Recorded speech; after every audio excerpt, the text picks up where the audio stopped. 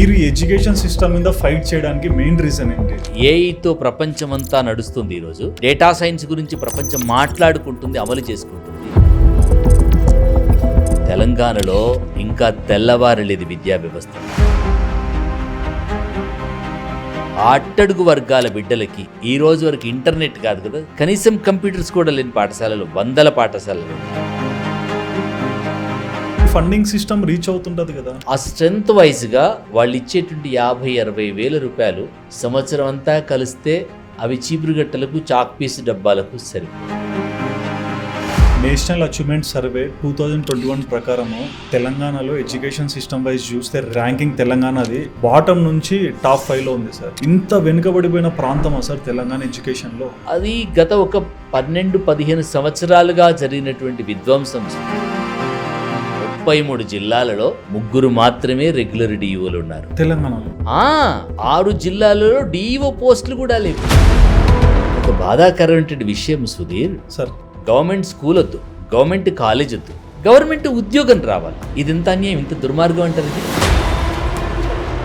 కొన్ని గవర్నమెంట్ స్కూల్స్లో ఏమంటారంటే సరైన టీచర్స్ లేరు, టీచర్స్ రిక్వైర్మెంట్ జరిగితే ఈ స్కూల్స్ కొంచెం బెటర్ పర్ఫార్మెన్స్ చేస్తుంది అంటారు. ఇది నిజమేనా? కాదు సుధీర్, 25 మంది పిల్లలు ఉంటారు, 11 మంది టీచర్లు ఉంటారు. ఒక చోట 600 మంది పిల్లలు ఉంటారు, 15 మంది టీచర్లు ఉంటారు. 600 మంది పిల్లలున్న చోట ఈ టీచర్లు అక్కడికి వెళ్లాల్సిందే కదా. అఫీషియల్గా ప్రొసీడింగ్స్ ఇచ్చేటువంటి ధైర్యం డిఈఓకు లేదు ఇవాళ. మొత్తం రాష్ట్రంలో ఉండబడినటువంటి గవర్నమెంట్ జూనియర్ కాలేజీలు అన్నింటి దగ్గర ఇన్ఫర్మేషన్ కలెక్ట్ చేయండి. ఒక్క స్టూడెంట్ కూడా ఏటీ క్వాలిఫై కాలేదు, ఒక్కడు కూడా. ఒట్టేసి చెప్తున్నాను. ఒక విద్యార్థి చదువు కోసం తపించే తపన, వేదన చూస్తున్నప్పుడు నాకు ఈ జన్మ సరిపోదు అనిపిస్తుంది సుధీర్. లక్షలాది మంది బిడ్డలను హక్కున చేర్చుకొని అత్యున్నతంగా చదివించాలనే కసి రగులుతూ నేను ఛాలెంజ్ చేస్తున్నాను సుధీర్ గారు. All of sudden without information ఏ అధికారి అయినా సరే ప్రభుత్వ పాఠశాలకు వెళ్ళి పిల్లలతో కూర్చొని ధైర్యంగా 4 ముద్దలు ఆ మధ్యాహ్న భోజనం తినగలుగుతారా? మీకు మీ బిడ్డలకి అక్కరకు రాని ఆ భోజనం మా అడ్డా మీది కూలీల బిడ్డలకు పెడతారా? కానీ మీరు ప్రభుత్వ పాఠశాలకు వెళ్ళి చూడండి, 95% మంది బిడ్డలు ఖాళీ కడుపులతో పడిపోతారు. ప్రభుత్వ బడుల బిడ్డల గుండెలు విప్పితే గుండెలు కరిగిపోతూ ఉంటాయి. ఆ సాహసం చేసేటువంటి అధికారి కోసం సామాన్య సమాజం ఎదురు చూస్తుంది.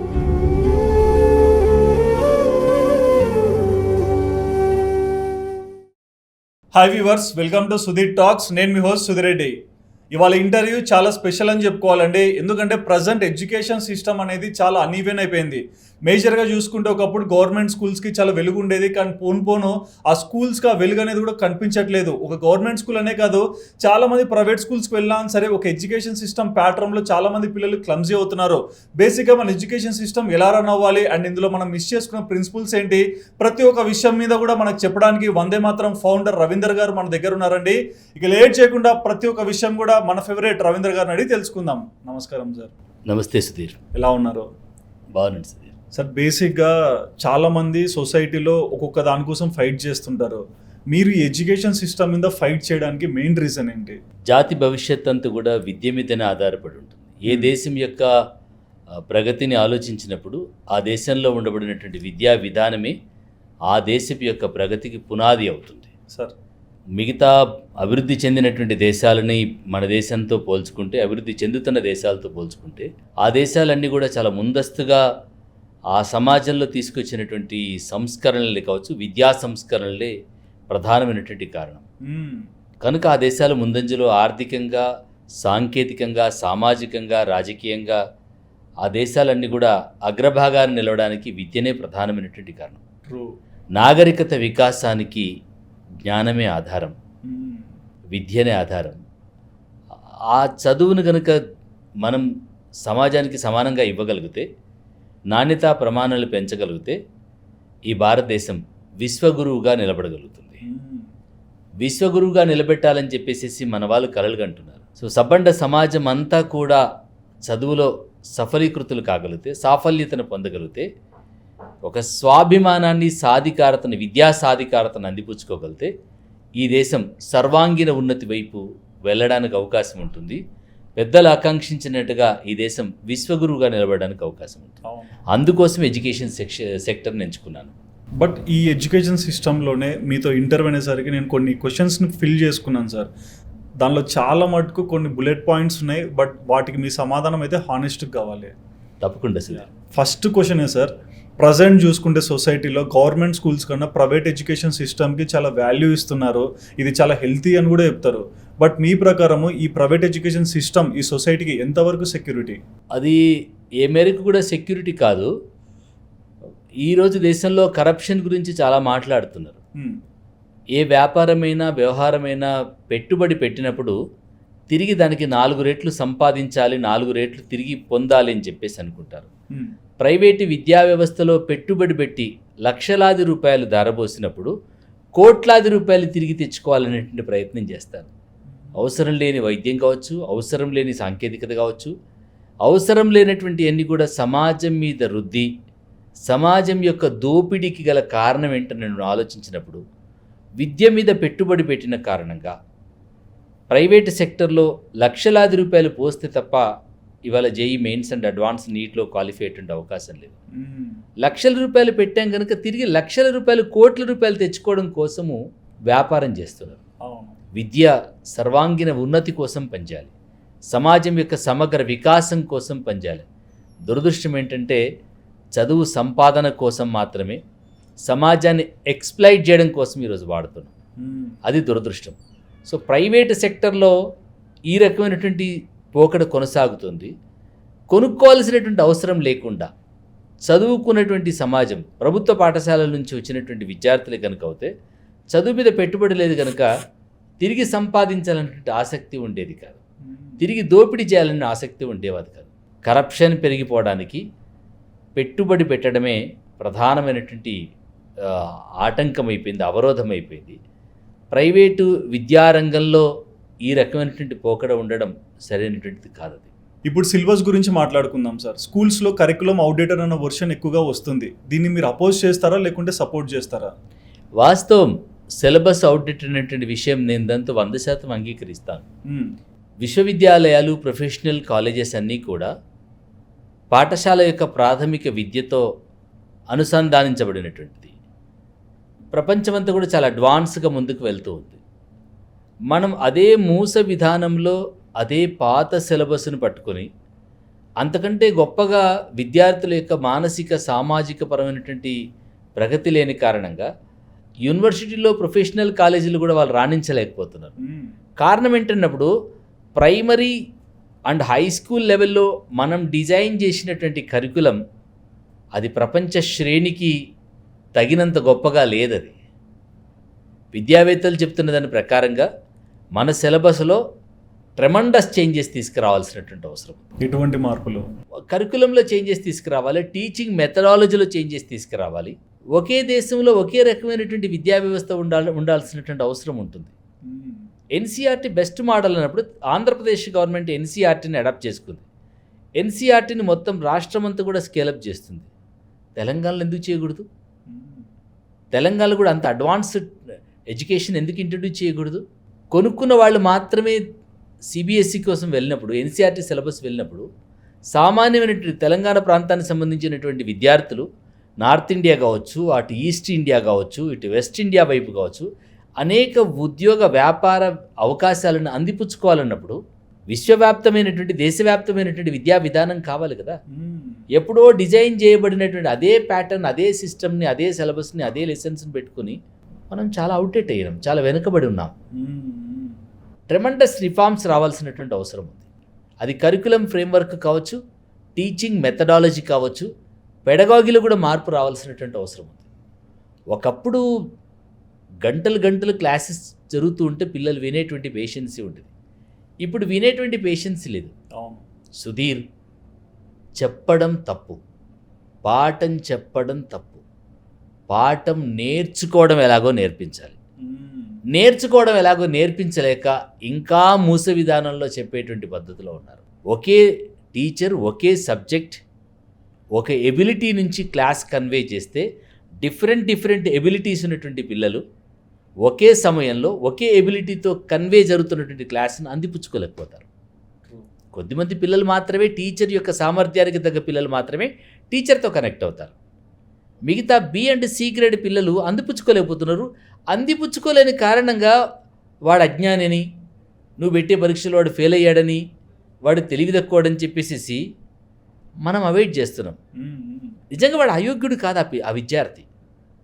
ఆ విద్యార్థిలో నిద్రాణమైనటువంటి అనేక సృజనాత్మకమైనటువంటి ప్రతిభా పాఠవాలు ఉన్నాయి. వాటిని వెలికి తీసేటువంటి నైపుణ్యం నీ దగ్గర లేని కారణంగా ఆ పిల్లవాడు అసమర్థుడు, ఆ పిల్లవాడు నైపుణ్యం లేదని చెప్పేసి మీరు ఎలిమినేట్ చేస్తున్నారు. వాడి సామర్థ్యానికి, వాడి స్థాయిలో, వాడికి అర్థమయ్యే పద్ధతిలో నేర్చుకోవడం ఎలాగో కనుక నేర్పించగలిగితే ఆ పిల్లవాడు కూడా రాణించగలుగుతాడు. అండ్ ఇప్పుడున్న గవర్నమెంట్ స్కూలింగ్ సిస్టమ్ కూడా మనం చూస్తున్నాం కదా సార్, ఎలాంటి రిఫార్మ్స్ వస్తే అంటే అట్లీస్ట్ ఒక 2 సింపుల్ థింగ్స్ వీటి గ్రౌండ్స్ని క్లారిఫైగా ఒక స్ట్రాంగ్ స్ట్రెంత్ చేయగలుగుతుంది. గవర్నమెంట్ స్కూల్స్లో రిఫార్మ్స్ రావాలంటే చైల్డ్ సెంట్రిక్ సిస్టమ్ రావాలి. ఓకే. ప్రైవేట్ స్కూల్స్ అన్నీ కూడా parent centric schools, government schools అన్నీ కూడా టీచర్ సెంట్రిక్ స్కూల్స్.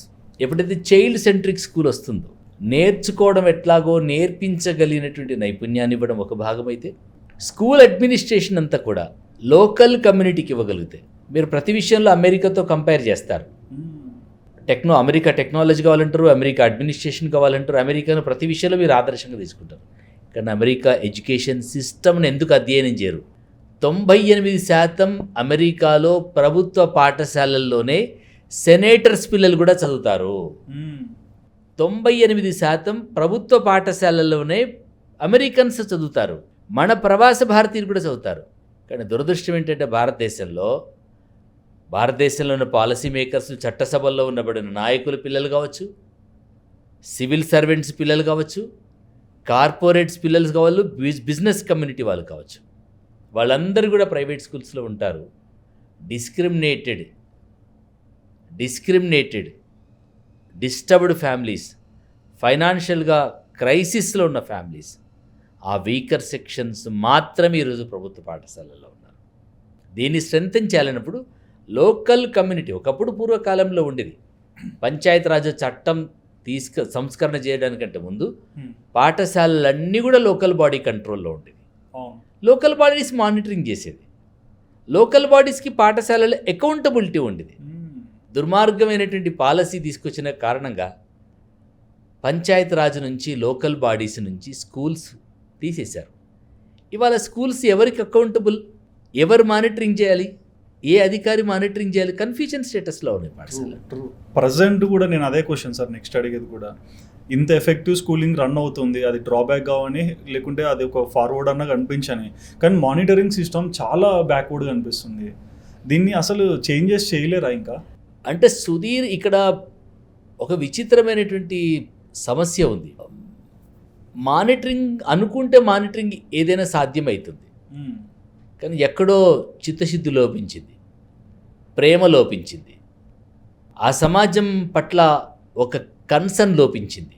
ఆ సమాజం అసంఘటిత సమాజం, వాళ్ళకు సంఘాలు లేవు, డైలీ వైజ్ లేబర్స్, అడ్డా మీది కూలీలు, ఆటో డ్రైవర్ల పిల్లలు, హమాలీల పిల్లలు, ఆగమైపోయి ఆర్థికంగా చితికిపోయి వివక్షతకు లోనైన సమాజం. ఇంకో మాట చెప్తాను సుధీర్, మొదటి సమాజం, మొదటి జనరేషన్ పిల్లలు మాత్రమే. ఆ తల్లిదండ్రులు ఎవరు కూడా గ్రాడ్యుయేట్స్ కాదు. ఆ తల్లిదండ్రులు కనీసం ఇంటర్ 10th చదివినటువంటి పిల్లలు తల్లిదండ్రులు కూడా కాదు, ప్రభుత్వ పాఠశాల చదువుకునేటువంటి వాళ్ళందరూ కూడా. వాళ్ళు ప్రశ్నించలేరు కనుక నిజంగా కోర్టులు కూడా ప్రశ్నించలేకపోతున్నాయి. అటువైపు నుంచి ప్రశ్నలు లేవు, అటువైపు నుంచి వ్యతిరేకత ఎక్కడ కనపడట్లేదు. కనుక మానిటరింగ్ సిస్టమ్ మీద ప్రభుత్వాలు దృష్టి పెట్టడానికి అయిష్టత చూపిస్తున్నాయో ఇంకేం చేస్తున్నాయో తెలియదు.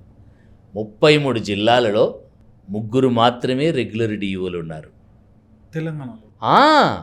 6 జిల్లాలలో డిఈఓ పోస్టులు కూడా లేవు.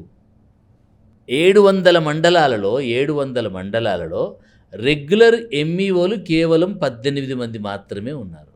మిగతా వాళ్ళందరూ కూడా నోడల్ ఆఫీసర్ అని చెప్పేసి హెడ్ మాస్టర్స్కి రెస్పాన్సిబిలిటీ ఇచ్చారు. ఆయన తన స్కూల్ ఎక్కడ చూసుకుంటాడు, మండలం అంతా ఎక్కడ మానిటరింగ్ చేసుకుంటారు. రాష్ట్రంలో 16 డైట్ కాలేజీలు ఉన్నాయి. ఇవాళ 16 డైట్ కాలేజీలో సుమారు 180 మంది డైట్ లెక్చరర్స్ ఉండాలి.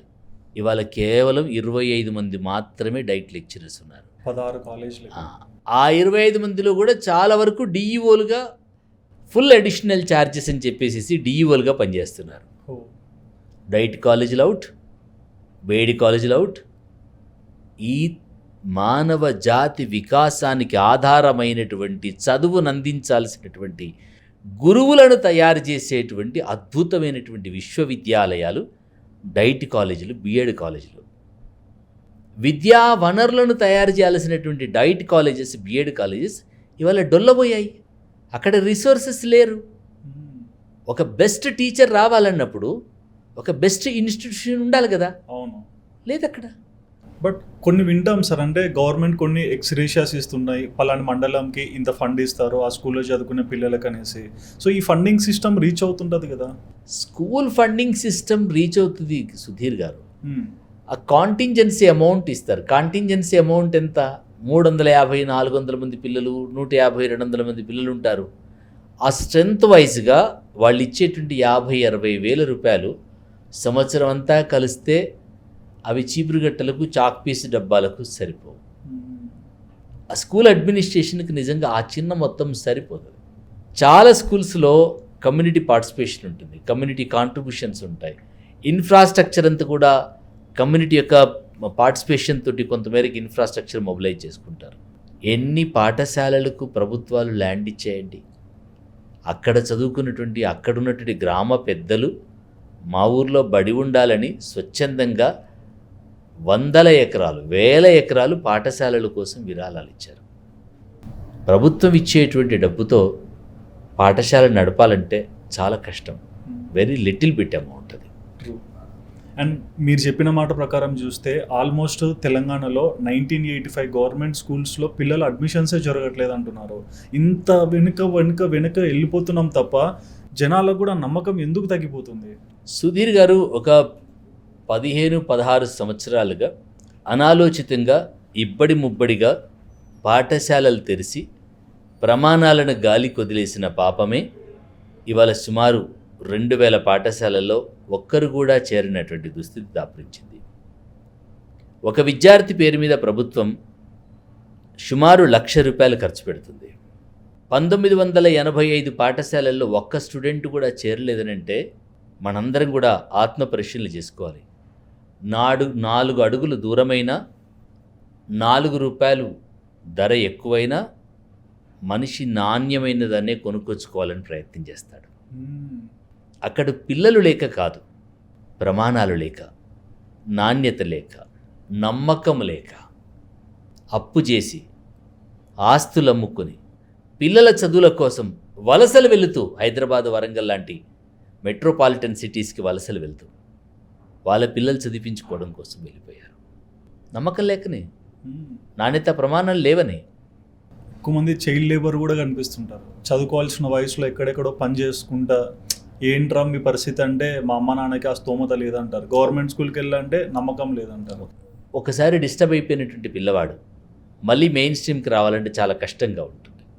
అతనితో 200-300 కాస్త ఎర్నింగ్ చేయగానే తల్లిదండ్రులు కూడా దానికి తృప్తి పడతారు. ఎలాగ నువ్వు బాగా చదువుకొని నువ్వు ఇంజనీర్ అవుతావా, డాక్టర్ అవుతావా, ఈ మాత్రం 500 సంపాదిస్తే నెలకు 15-20 వస్తాయి, ఈ మాత్రంతో అడ్జస్ట్ కా అని చెప్పేసి ఎర్నింగ్ వైపు వెళ్ళినప్పుడు లర్నింగ్ ఆటోమేటిక్ ఆగిపోతుంటుంది. నేషనల్ అచీవ్మెంట్ సర్వే 2021 ప్రకారము తెలంగాణలో ఎడ్యుకేషన్ సిస్టమ్ వైజ్ చూస్తే ర్యాంకింగ్ తెలంగాణది బాటమ్ నుంచి టాప్ 5లో ఉంది సార్. ఇంత వెనుకబడిపోయిన ప్రాంతమా సార్ తెలంగాణ ఎడ్యుకేషన్లో? అది గత ఒక 12-15 సంవత్సరాలుగా జరిగినటువంటి విధ్వంసం సుధీర్. నిజానికి కార్పొరేట్ స్కూల్స్ కొన్ని మినహా బడ్జెట్ స్కూల్స్, గవర్నమెంట్ స్కూల్స్లో ప్రమాణాలు లేవు. క్రమంగా ప్రమాణాలు పడిపోయాయి. ఇప్పుడు చెప్తున్నాను కదా, 33 జిల్లాలకి 3 మాత్రమే ఆఫీసర్స్ రెగ్యులర్గా ఉన్నప్పుడు ఆ 3 కూడా మిగతా డిఈఓలందరూ కూడా అడ్మినిస్ట్రేషన్ వైపు ఉంటారు తప్ప అకాడమిక్ మానిటరింగ్ చూసేటువంటి పరిస్థితులు లేరు. ఎడ్యుకేషన్ సిస్టంలో డిఈఓస్ అందరూ కూడా అడ్మినిస్ట్రేషన్ వైపు ఒక టీం ఉండాలి, ఇంకొక టీం అకాడమిక్ మానిటరింగ్ వైపు ఉండాలి. అకాడమిక్ మానిటరింగ్ చూసేటువంటి డైట్ లెక్చరర్స్ లేరు, డిఈఓ కూడా లేడు. కొన్ని చోట్ల డిఈఓలు బిఎడ్ కూడా క్వాలిఫికేషన్ లేనటువంటి డిఈఓలు పనిచేస్తున్నారు. వాళ్ళు ఎలా మానిటరింగ్ చేస్తారు? చేయలేరు కదా. అసిస్టెంట్ డైరెక్టర్స్గా ఉన్నటువంటి డిఈఓ ఆఫీసులుగా క్లర్కులుగా జాయిన్ అయినటువంటి అసిస్టెంట్ డైరెక్టర్స్ ప్రమోషన్ తీసుకుని డిఈఓలు అయినంత మాత్రాన వాళ్ళ విద్యా వ్యవస్థను ఎలా పర్యవేక్షణ చేయగలుగుతారు? ప్రభుత్వ ప్రైవేటు పాఠశాలల్లో ప్రమాణాలను ఎలా జరుగుతున్నాయో ఎలా అంచనా వేయగలుగుతారు? టీచింగ్ సిస్టమ్ మీద, మెథడాలజీ మీద, లెసన్ ప్రజెంటేషన్స్ మీద, లెసన్ ప్లానింగ్ మీద వాళ్ళు ఎలా మానిటరింగ్ చేయగలుగుతారు? విద్యా వ్యవస్థలో కేవలం పరిపాలనా సంబంధమైనటువంటి విషయాలను మాత్రమే ప్రమోషన్స్, ట్రాన్స్ఫర్సు, ఆఫీస్కు సంబంధించిన అడ్మినిస్ట్రేషన్ పార్ట్ వాళ్ళు చూడగలుగుతారు. అకాడమిక్ మానిటరింగ్ కోసం, ప్యానల్ గ్రేడ్ ఇన్స్పెక్షన్ కోసం ఒక సపరేట్ సిస్టమ్ జిల్లా స్థాయిలో పనిచేయాల్సినటువంటి అవసరం ఉంటుంది. అప్పుడు మాత్రమే ప్రమాణాలు పెరగడానికి అవకాశం ఉంటుంది. తెలంగాణ రాష్ట్రంలో ఉన్నటువంటి దౌర్భాగ్యం, గత 10-12 సంవత్సరాలుగా జరిగినటువంటి నష్టం, ప్రభుత్వ ప్రైవేటు పాఠశాలల్లో ప్రమాణాలు పడిపోయి నేషనల్ అచీవ్మెంట్ సర్వేలో కనిపించినటువంటి లాస్ట్ వరస్ట్ స్టేజ్ నుంచి మనం 5th పొజిషన్లో ఉన్నాం. నిజంగా తెలంగాణలో ఉండబడిన విద్యావంతులకి, మేధావులకి, తెలంగాణ సమాజానికి ఇది తలవంపులు, అవమానం. ఇంతకంటే దారుణం ఇంకేమీ లేదు. మన పిల్లలందరూ ఏం కావాలి? మన రేపటి భవిష్యత్తు కోసం మనం సంపాదించే ఆస్తులు, మనం పెరిగేటువంటి ఆరాటం, మనం చేసేటువంటి ఆర్భాటం మన పిల్లల్ని అడ్డా మీద కూలీల్ని చేస్తారా? మన పిల్లల జీవితంతో ఆడుకుంటారా? ప్రమాణాలు పడిపోయినటువంటి విద్యా వ్యవస్థలో మన పిల్లల్ని సౌదీకి లేబర్లుగా పంపిస్తారా? ఏం చేస్తారు? ఉద్యమాలు చేయడం, ఊరేగింపులు చేయడమే తప్ప మన మేధావులకి విద్యా వ్యవస్థను సంస్కరిద్దాం, విద్యా వ్యవస్థను బలోపేతం చేద్దాం, విద్యా వ్యవస్థ కోసం ఉద్యమం చేద్దాం అనేటువంటి నాయకుడు ఇంతవరకు తెలంగాణలో మొదలుపెట్టలే. విద్యా వ్యవస్థ కోసం పిడికిలి బిగించాల్సినటువంటి అవసరం ఉంది. ఉత్తమ ఉపన్యాసాలు ఊరేగింపులతో కాదు, గ్రాస్ రూట్లో, క్షేత్రస్థాయిలో సంస్కరించాల్సినటువంటి అవసరం ఉంది. సమాజాన్ని ప్రత్యక్షంగా భాగస్వామ్యం చేయాల్సిన అవసరం ఉంది.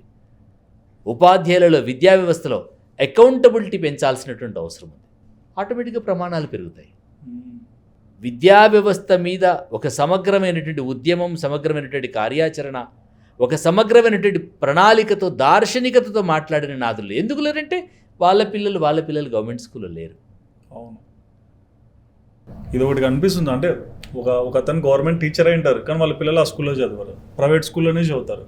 ఎందుకంటే సమాధానం ఉండదు.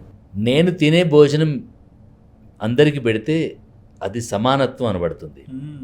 ఒక బాధాకరమైనటువంటి విషయం సుధీర్ సార్, గవర్నమెంట్ స్కూల్ వద్దు, గవర్నమెంట్ కాలేజ్ వద్దు, కానీ గవర్నమెంట్ ప్రొఫెషనల్ కాలేజీ, గవర్నమెంట్ యూనివర్సిటీలో మాత్రం సీట్లు రావాలి, గవర్నమెంట్ ఉద్యోగం రావాలి. ఇది ఇంత అన్యాయం, ఇంత దుర్మార్గం అంటారు. ఇది నీకు గవర్నమెంట్ స్కూల్ వద్దు, గవర్నమెంట్ కాలేజ్ వద్దు, గవర్నమెంట్ ఏ ఇన్స్టిట్యూషన్ వద్దు, కానీ గవర్నమెంట్ ఉద్యోగం కావాలి. True. Government professional college, IIT, NIT, ఎయిమ్స్లోకి వెళ్ళాలి. ఇది ఎట్లా న్యాయం అవుతుంది?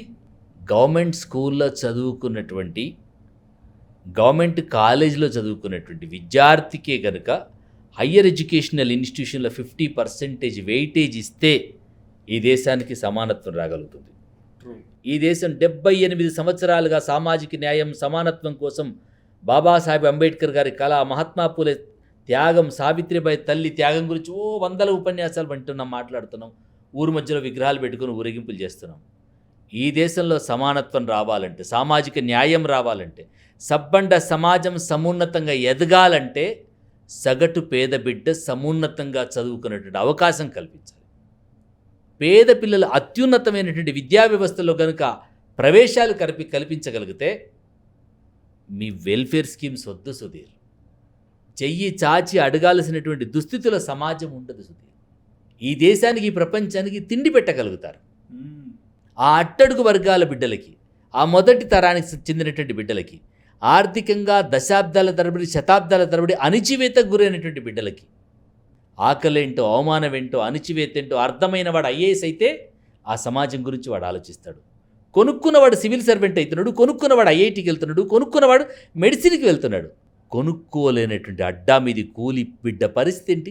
నారాయణ చైతన్య లాంటి కార్పొరేట్ ఇన్స్టిట్యూషన్స్ లక్షలాది రూపాయలు పోసి కొనుక్కున్నటువంటి స్థితిలో ఈ పేద బిడ్డలు ఉన్నారా ఇవాళ? లేరు. వీళ్ళ తరఫున మాట్లాడే నాయకుడు లేకపోతే ఎట్లా? ఎంత దుర్మార్గమైనటువంటి అన్యాయం చేస్తున్నాం. శతాబ్దాల తరబడి ఇదే బానిసత్వాన్ని గడిపాం, ఇదే డిస్క్రిమినేషన్ కొనసాగుతుంది. 78 సంవత్సరాలుగా ఇదే తంతు కొనసాగుతుంది.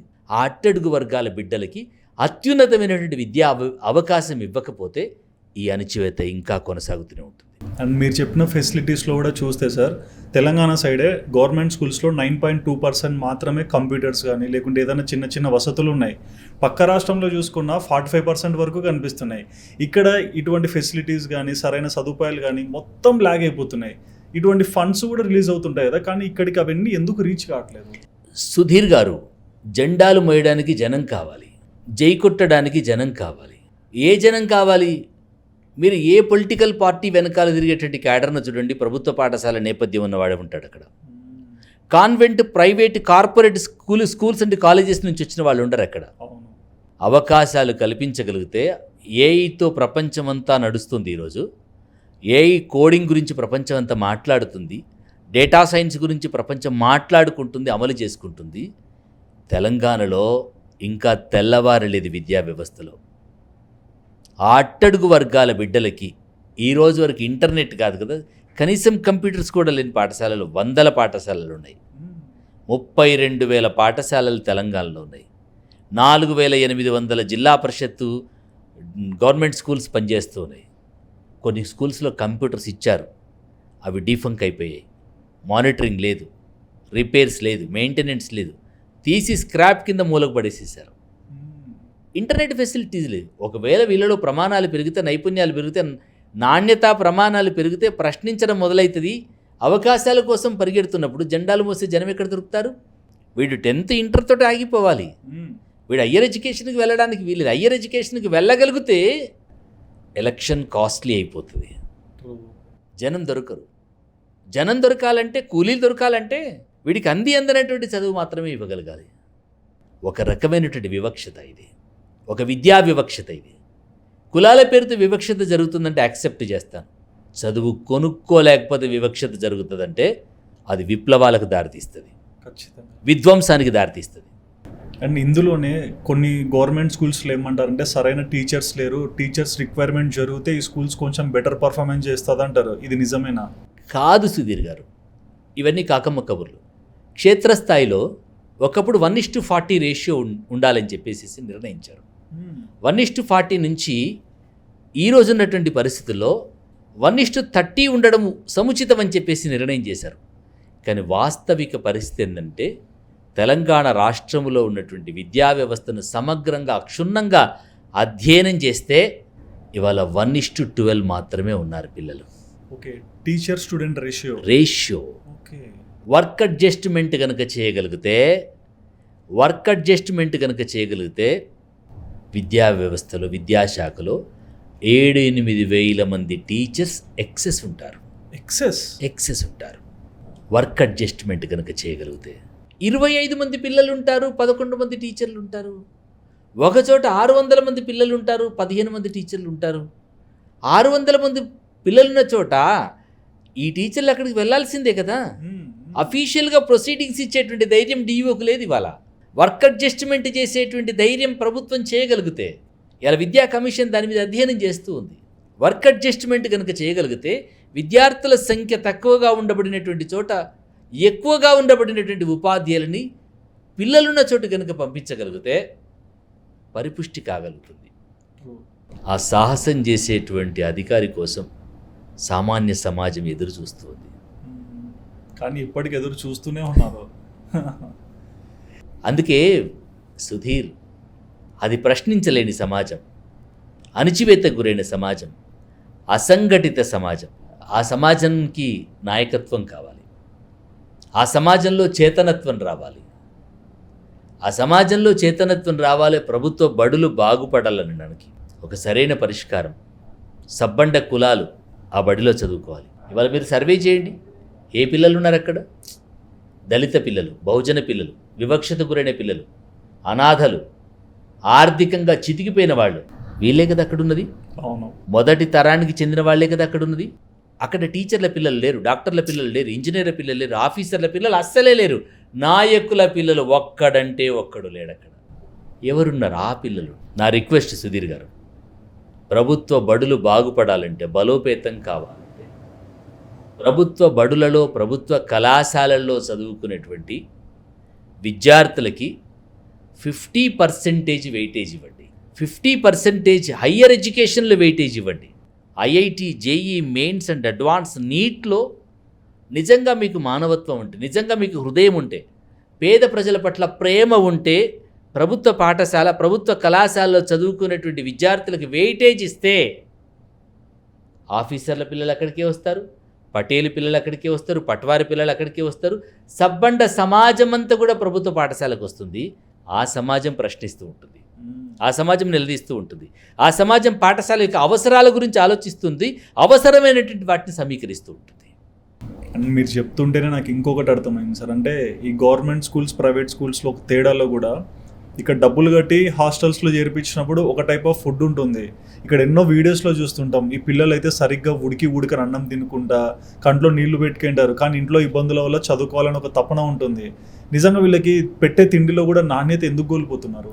ఇక్కడ ఇంత టెక్నాలజీ వచ్చింది దేశంలో, కానీ దౌర్భాగ్యం మనుషుల్లో ఉండబడినటువంటి వికృతమైనటువంటి వికారమే దీనికి కారణం. ఆ నెలలో ఎక్స్పెన్సెస్ బిల్స్ ఇమ్మీడియట్గా ఫైల్ చేస్తే ప్రభుత్వం ఆ మిడ్ డే మీల్స్ ఏజెన్సీస్కి డబ్బులు ఇస్తే వాళ్ళు నాణ్యతతో కూడుకున్న అన్నం పెట్టడానికి అవకాశం ఉంటుంది. కానీ దురదృష్టం ఏంటంటే ఇవాళ లక్షలాది మంది పిల్లలకి కూలీ చేసుకునేటువంటి తల్లులు కూలీకి వెళ్ళి అప్పు చేసి ఉద్దర ఖాతాలు పెట్టి ఆ పిల్లలకు అన్నం పెడుతున్నారండి. 4 నెలలు 5 నెలలకి మధ్యాహ్నం వండినటువంటి ఆ కూలీకి వెళ్ళే తల్లులు అన్నం వండిన తర్వాత కూలీకి వెళ్ళినటువంటి ఆ తల్లు షాప్కి వెళ్ళి క్రెడిట్ మీద కూరగాయలు తీసుకొస్తారు, క్రెడిట్ మీద పప్పులు ఉప్పులు తీసుకొస్తారు. ఎన్ని రోజులు ఆగుతాడు షాపతను? 2 నెలలు 3 నెలలు ఆగుతారు. వడ్డీలు కట్టలేక ఆ బిల్లులు రాక వాళ్ళ బిడ్డల కడుపులను వాళ్ళే కొట్టేసుకుంటున్నారు. ఒక దుర్మార్గమైనటువంటి అడ్మినిస్ట్రేషన్ ఇది. ఏ మంత్కి ఆ మంత్ బిల్స్ ఫైల్ అవుతే, కనీసం వరస్ట్ నెక్స్ట్ మంత్ అన్న మధ్యాహ్న భోజనానికి సంబంధించిన బిల్స్ క్లెయిమ్ అవుతే ఆ పేద బిడ్డలు కడుపు నిండా 4 ముద్దలు తినేటట్టు అవకాశం ఉంటుంది. మధ్యాహ్న భోజనం గురించి కూడా ఏ ప్రజా సంఘాల నాయకులు మాట్లాడరు. నేను ఛాలెంజ్ చేస్తున్నాను సుధీర్ గారు, all of sudden without information ఏ అధికారి అయినా సరే ప్రభుత్వ పాఠశాలకు వెళ్ళి పిల్లలతో కూర్చొని ధైర్యంగా 4 ముద్దలు ఆ మధ్యాహ్న భోజనం తినగలుగుతారా? మీకు మీ బిడ్డలకి అక్కరకు రాని ఆ భోజనం మా అడ్డా మీది కూలీల బిడ్డలకు పెడతారా?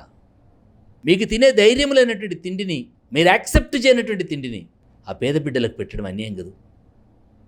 ఆ పేద బిడ్డలు కూడా పోషక విలువలతో కూడిన అన్నం తినాలి కదా. బక్క చిక్కినటువంటి ఆ ప్రాణాలు. ఇంకొక ఫ్యాక్ట్ చెప్తాను సుధీర్ గారు సార్. మధ్యాహ్నము 12 గంటల వరకు ఈ మొత్తం దేశంలో బ్రేక్ఫాస్ట్ చేయకుండా ఉద్యోగం కానీ విద్యలో కానీ ఇతరత్ర పనులు చేసుకునే వాళ్ళు మార్నింగ్ బ్రేక్ఫాస్ట్ చేయకుండా ఎవరైనా ఉంటారండి? 90% బ్రేక్ఫాస్ట్ చేస్తారు.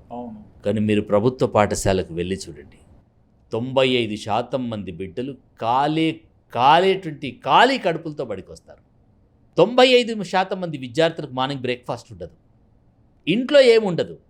ఒక్కొక్క విద్యార్థి వెనక్కి వెళ్ళి చూస్తే, ఎరా ఎందుకలా నీరసంగా ఉన్నావంటే, నిన్న మధ్యాహ్నం తిన్న అన్నమే, నాన్న రాత్రి తాగొచ్చి అమ్మను కొట్టాడు, అమ్మ రాత్రి అన్నం వండలేదు, నిన్న మధ్యాహ్నం తిన్న అన్నమే.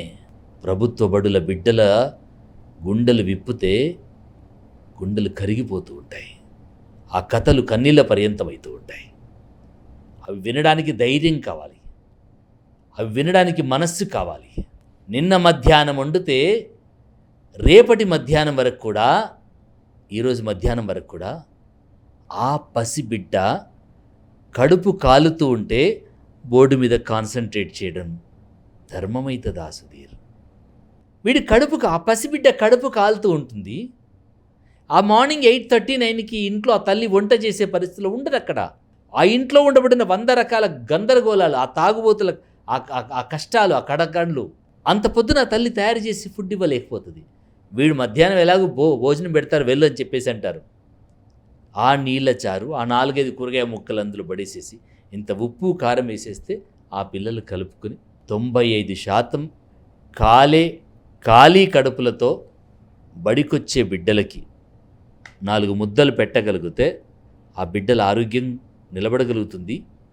ఆ బిడ్డలు విద్య మీద అటెన్షన్ పెట్టడానికి అవకాశం ఉంటుంది. వీళ్ళందరూ కూడా డిస్క్రిమినేటెడ్ పిల్లలండి. ఈ పిల్లలు ఆరోగ్యంగా ఉంటే, ఈ పిల్లలు ఆరోగ్యంగా ఉన్నప్పుడు వాడు మనసు ప్రశాంతంగా ఉంటే 4 అక్షరాలు నేర్చుకోవడానికి అవకాశం ఉంటుంది. కడుపు కాలుతూ ఉంటే కాన్సన్ట్రేట్ చేయరా అని చెప్పేసి మన వాళ్ళు చెప్తూ ఉంటారు. ఆ మధ్యాహ్న భోజనం వండేటువంటి ఆ తల్లులు ఎందుకు నాణ్యతా ప్రమాణాలు మెయింటైన్ చేయట్లేదు, సరైన పోషక విలువలు మెయింటైన్ చేయట్లేదు, వాళ్ళకి బిల్లులు రావట్లేదు. వాళ్ళంతా డైలీ వేజ్ లేబరు. ఒక్కొక్క తల్లి చెబుతుంటుంది, మధ్యాహ్నం వండే తల్లి, సార్ నేను రోజు కూలీకి వెళ్తే 200-300 వస్తాయి సార్, చేతులు కాల్చుకొని పిల్లలకు వంట చేసి పెడితే నాకు 100 రూపాయలు కూడా కూలీ గిట్టలేదు సార్. కనుక ఏం చేయాలి? ఆ ఊరు బిడ్డలని, తన సామాజిక బిడ్డలని తన చేతులతో తానే వాళ్ళ కడుపు కొట్టుకోవాలనేటువంటి ఆలోచన తీసుకొస్తున్నారు. అండ్ ఇందులో కూడా అంటే చాలామంది ఏంటంటే కూటి కోసం కోటి విద్యలు అంటారు కదా సార్. సో ఇలాంటి పిల్లల్లోనే ఎక్కువగా నెగటివ్ థాట్స్ పుట్టి కొంచెం క్రైమ్ రేట్లో కూడా ఇన్వాల్వ్ అయ్యే సిచ్యువేషన్స్ కనిపిస్తుంటాయి కదా. మీరు కరెక్ట్గా విశ్లేషిస్తున్నారు, సుధీర్ గారు. సార్ నేను ఈ మాట చెప్పకూడదు, బాధ అనిపిస్తూ ఉంటుంది. ఒక రకమైన వేదన, ఒక రకమైన వెతుకులాట, అసహనం, ఆవేదన, ఫైనల్గా ఆవేశం, అసాంఘిక శక్తులుగా అడుగులు పడేటువంటి అవకాశం ఉండబడినటువంటిది. ఎవరు పట్టించుకోవాలి? అటు తల్లిదండ్రులకి ఆ రకమైనటువంటి సంస్కారం లేదు, చదువు లేదు, వాళ్ళు దారి చూపించే పరిస్థితుల్లో లేరు. గ్రామాలలో బడిబడికి ఇవాళ పిల్లలు హ్యాండిల్ చేయాలంటే టఫ్ జాబ్ లాగా మారిపోయింది, చాలా ఎడమెంట్గా మారిపోయారు.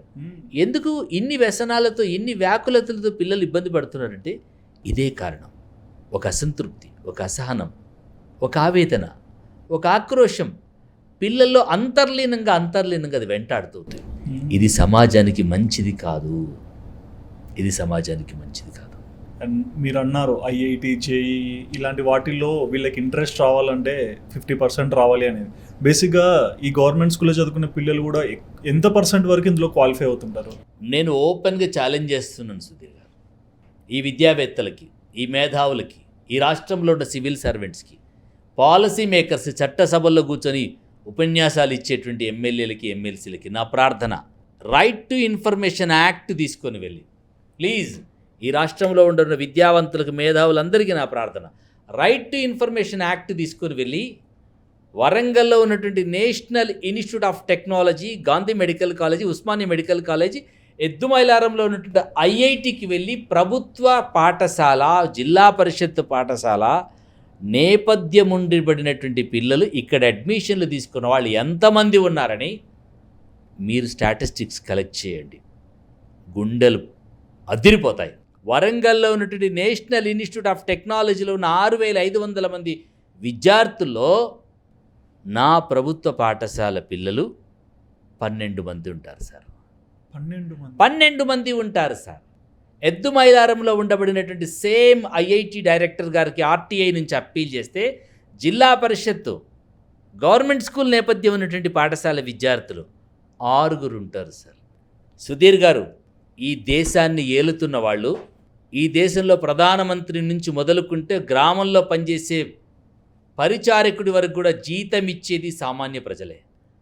భారతదేశం యొక్క ఆర్థిక గణాంక శాఖ చెప్పినటువంటి గణాంకాలను మేము ముందు పెడుతున్నాను. చెప్పండి. 72% సామాన్యమైన వ్యక్తులు చెల్లించిన పన్నులతో ఈ రాజ్య వ్యవస్థ పనిచేస్తున్నది.